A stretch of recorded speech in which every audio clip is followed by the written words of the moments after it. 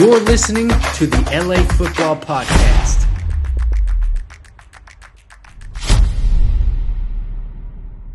What's going on, Los Angeles? Welcome back to the LA Football Show right here on the LA Football Network, live on the Mightier 1090 ESPN Radio. I'm your co-host, Ryan Dyer, joined as always by the madman, Jamal Madney. This is your RamsHouse edition of the show. What is going on, Ramley?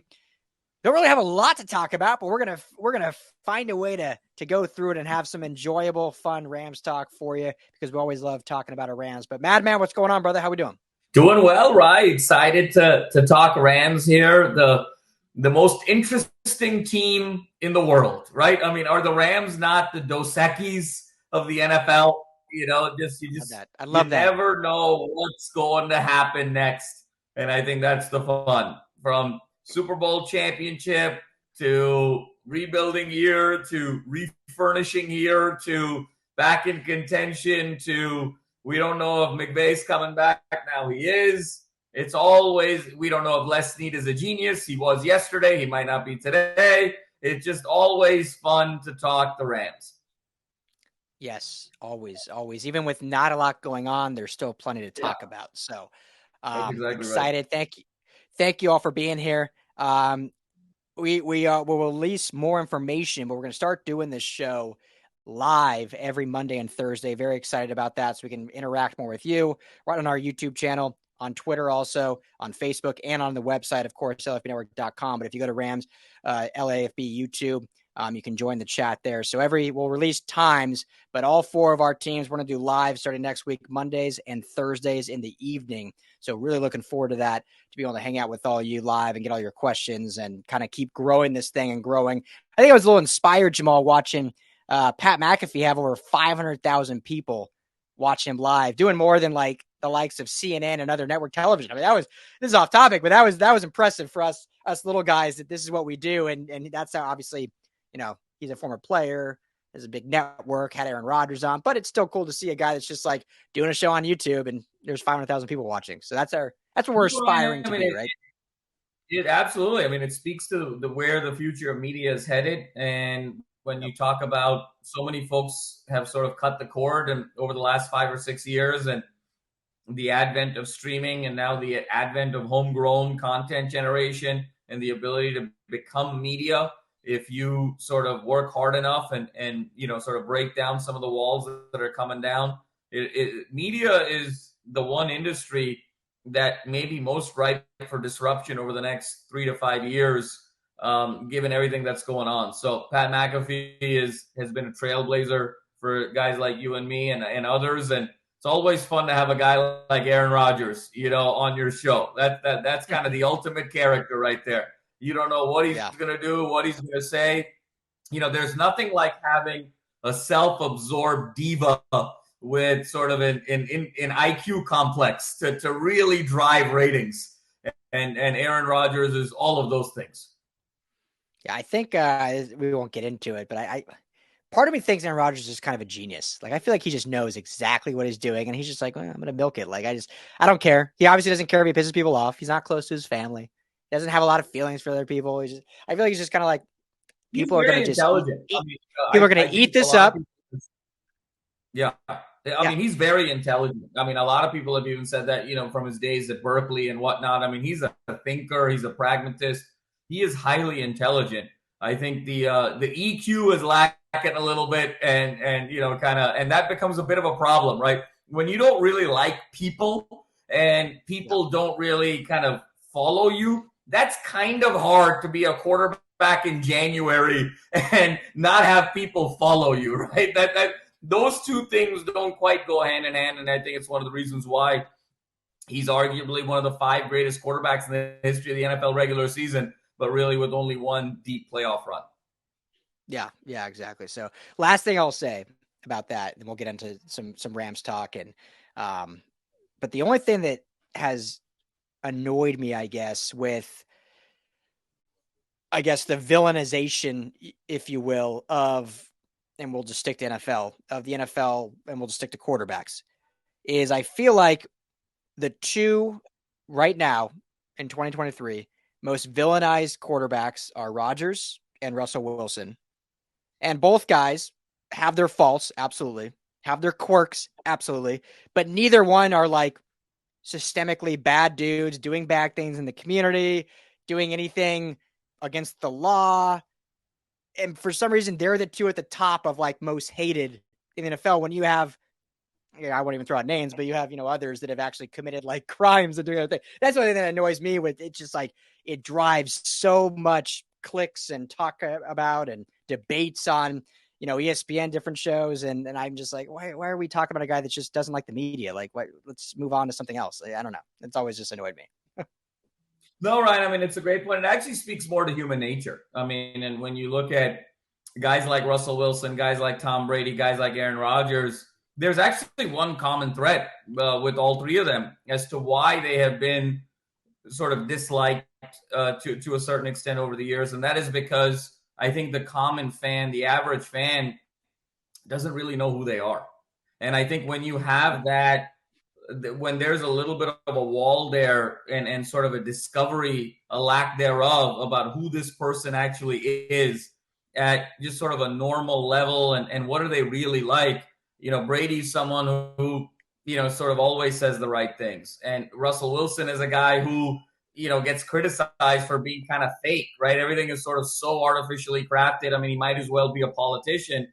And then Rodgers, for very different reasons, you just don't know who he is. He goes in these, 7-day dark caves to sort of think about stuff. And, you never hear about his family. And, he's always sort of, and then he's he's got interesting takes on, medicine and all of these things. He's just a very interesting dude to try and dissect. And then when you sort of juxtapose that with a Peyton Manning, who everybody knows who Peyton Manning is, and his family is the first family of football, and he's got these shows and commercials with Eli and all of that stuff. We feel like we really know who Peyton Manning is. We feel like we can go into the Manning's living room and sort of know what to expect. We don't know what to expect with these other three guys, and I think it speaks to human nature. We so want to be a part of our teams and the players on our team that we want to sort of even know them personally. We want to fantasize that we're friends based on what they sort of give us in the media and through what we see on television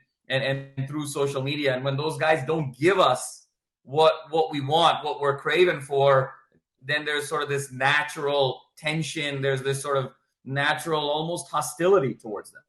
Mm-hmm. Yeah, no, that's a great point. Absolutely a great point. And, it comes down to, even friendships and whatnot and why it's hard to relate to someone if you don't know them and whatever. And then you kind of cast them aside as the oddball or the weird one when it's like, well, maybe they're just more quiet and independent. So anyway, Random tangent. So show is always brought to you by our friends at Bet Online. Head to betonline.ag today, promo code BELIEVE. Hopefully everyone's enjoying March Madness. Hopefully they're winning more money than I am because I've already lost a bunch, but I've done it all at betonline.ag, promo code BELIEVE. Tell them the guys at the LA Football Network sent you. So, well, let's get the news out of the way, Jamal, for the Rams, because we can get through it quickly, and then we can get on to other stuff.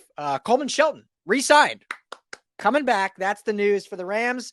Overall, just we can cross it off the list quickly, but thoughts on bringing Coleman Shelton back?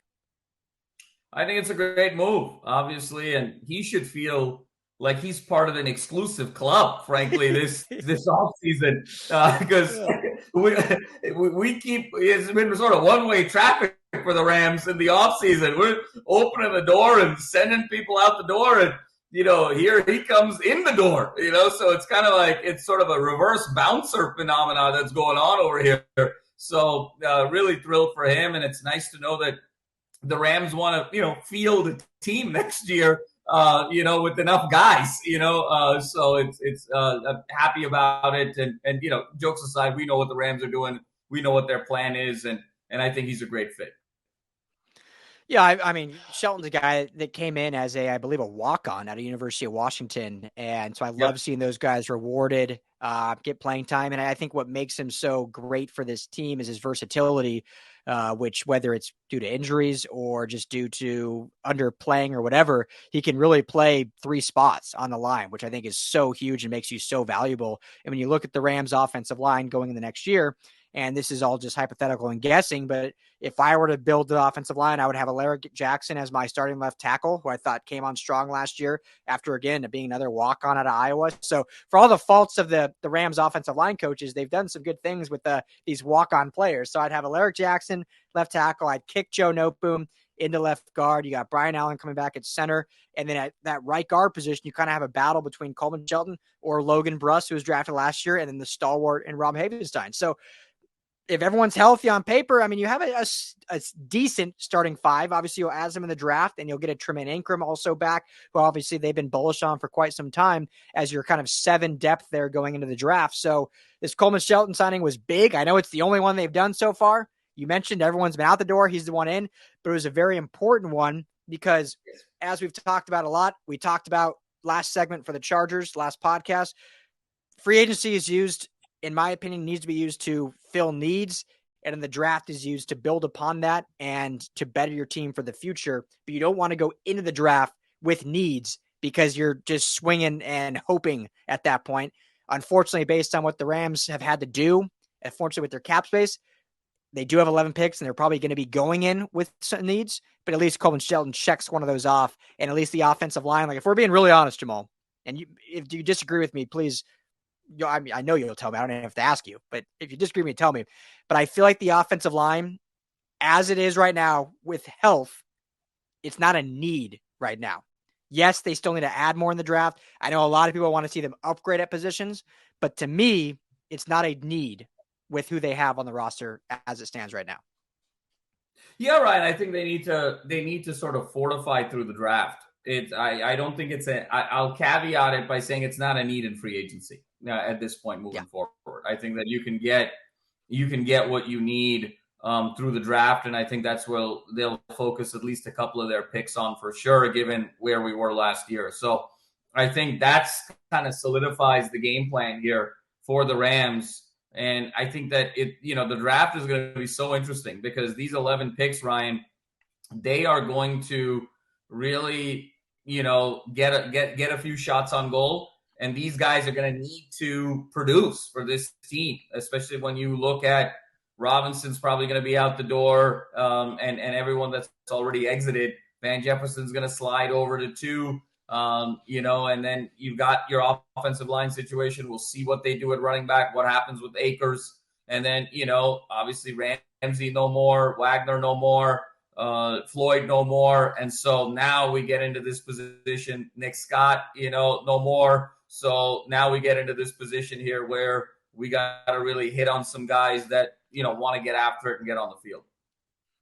I know I've talked about it with Skinny T, but I don't think I've talked about it with you. And we actually haven't really even talked about the Ramsey trade because me and Skinny T went live, so we didn't do a Rams show right after that. So I'll get your thoughts on that in a minute. But based on everything we just said, based on, according to Over the Cap right now, they have about $10 million in cap. But again, with 11 picks, most of that is going to be needed for those 11 picks. I assume, Jamal, if I'm guessing, I think we'll see one signing out of them, whether it's a re-sign or bringing someone else in. Obviously, we can get into it, but Nick Scott just signed with the Bengals, which I think is a huge, huge loss. But just looking at everything that's happening, at 36, what position has to be, in your opinion, and they'll probably do the opposite, but if you were Les Snead, you're saying at 36, I'm taking this position no matter what, unless obviously there's a huge run and it's just like dry. But assuming that's not the case, what position at 36 do the Rams have to take? Pass rush. I think that it's obvious that we saw the difference when the two things that happened to this team last year. One was obviously health, and more specifically offensive line health, where they couldn't really win the line of scrimmage with any sort of consistency whatsoever. And then the other glaring omission was the Von Miller, Aaron Donald dynamic that was so special for the second half of that season 2 years ago and into the playoffs. So to me, at 36, it's unless, Charbonnet's on the board, I'd be, the Bruin in me would get really, really excited about that. But I think you got to go pass rush because if you have to be able to create that dynamic off of Aaron Donald. He's got 2 years left on his contract. You got to be able to maximize his ability as an all-pro. You've got 3 pillars on this team standing, Stafford, Kupp, and Donald. And really, I would argue 2 pillars on this team in Kupp and Donald, and Stafford being the ultimate role player. You have to set those guys up for success. And so I would go pass rush and without even thinking about it. Well, and, it's funny. I tell people this, but we don't announce a lot, but it's like going into this show, we basically hop on together, we catch up a little bit, and we say, okay, we're just going to talk Rams free agency. Let's see what happens. But we're always so aligned. We know exactly what I feel like what the other's going to say, because I totally agree, simply for the fact that right now, Jamal, on the roster, your edge rushers are Daniel Hardy, who didn't play last year because of injury, and Michael Hogt, who they moved over and played valiantly, but unfortunately is not a true edge guy and can't contain the edge, anything like that. So, they literally don't have an edge rusher. So I don't think they have a choice, which I hate, as I just said, my last monologue, I hate going to the draft with a true need to fill, because then you pigeonhole yourself and force yourself to do it. But unless they get someone cheap in free agency, they legit have to, or they will not be able to field or unless they're changing from a 3-4 to a 4-6 kind of scheme and totally making their defense look differently, because they just don't have the bodies, which is wild. Yeah, where they were just exactly 2 interior linemen, 7 linebackers, and 2 secondary players. Yeah, they might be going Aaron Donald and Ernest Jones and saying, the rest is all secondary, which they don't have a lot of that either. So, oh man, it's going to be. I'm still optimistic about this season. I think they can still do things, but it's going to be really interesting how they fill out this roster because of how barren it is. Is there I don't know how in depth you got to the draft. I know you always know draft stuff. You and Will Decker do a lot of draft stuff together when you do Brew and Bible and whatnot. But is there an edge guy that, obviously the Nolan Smiths, who's blew the combine away, but he's obviously not going to be there at 36. Is there kind of a guy maybe that you would think could be available at 36 you would lean to? Ryan, I think there's some interesting guys, across the board there. I'll be honest with you. I think whether it's 36 or whether, maybe you go, if you have an elite offensive line prospect at 36 and you start there. But the guy I would kind of have my eye on in terms of value is Tutu Atwell from USC. And, he led the Pac-12 in sacks last year.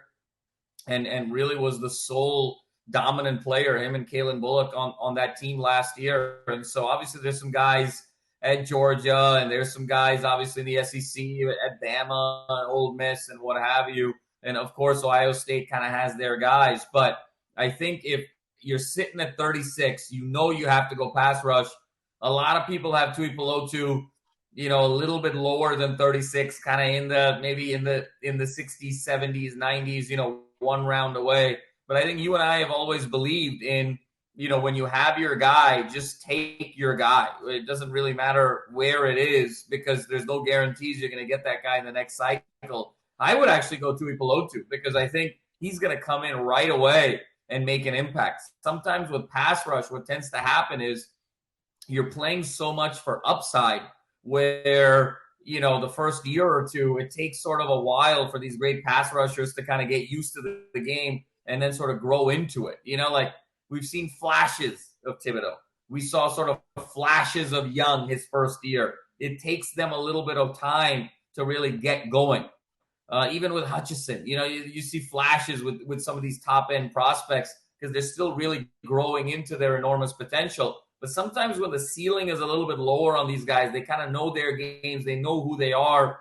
The adjustments are very incremental. Those are the guys that are going to give you the most impact right away. And frankly, if I'm the Rams, I'm not trying to think about, the next great pass rusher per se. I'm thinking about who can come in and complement Aaron Donald as quickly as possible right away in the way that Von Miller did. And to me, Tuipulotu really fits that bill, given the need and given the circumstance of my organization. Yeah, I love Tuipulotu. And, I know there's I don't know about concern, but there's question marks now with the going down a weight. Does he have the speed to be able to play at that weight? Should he go back up? Should he be a true 3-tech, a 5-tech, or a true edge? Whatever it is. But I mean, all the guy does is to produce. I mean, led the NCAA for almost the entire season in sacks from kind of that 5-tech position. So I love Tuipulotu. I don't know if he has the true speed to be a true edge, but in today's NFL, I mean, you can be versatile and be different in that regard. So the guy I'll mention, and then we're of course out of time, but I'm really curious, Jamal, to see what happens with Lucas Van Ness out of Iowa, a kid that I think has a ton of talent, speed, and a guy that, projected right now in the second round. I mean, you see these edge guys, sometimes they go on a run and he could go as high as the first round. But if he's there at 36, because 36, is arguably a first round pick, you're 4 picks out of the first round. He's a guy I think at edge would be a slam dunk if he's available there. And, if Iowa, when you look at pedigrees of colleges, and I know they say scout the player, not the helmet, but you look at a school like Iowa, they produce tight ends, they produce tackles, and they produce edge guys. And so he fits that pedigree, and he'd be a fun one to see. So we'll see what happens. A lot more to get into with the Rams. Coleman Shelton coming back. Outside of that, no other news for the Rams, but hey, we'll have you covered on the LA Football Network. That's all the time we got for podcast. For radio, we will be back after the break. Keep it right here. This is the LA Football Show.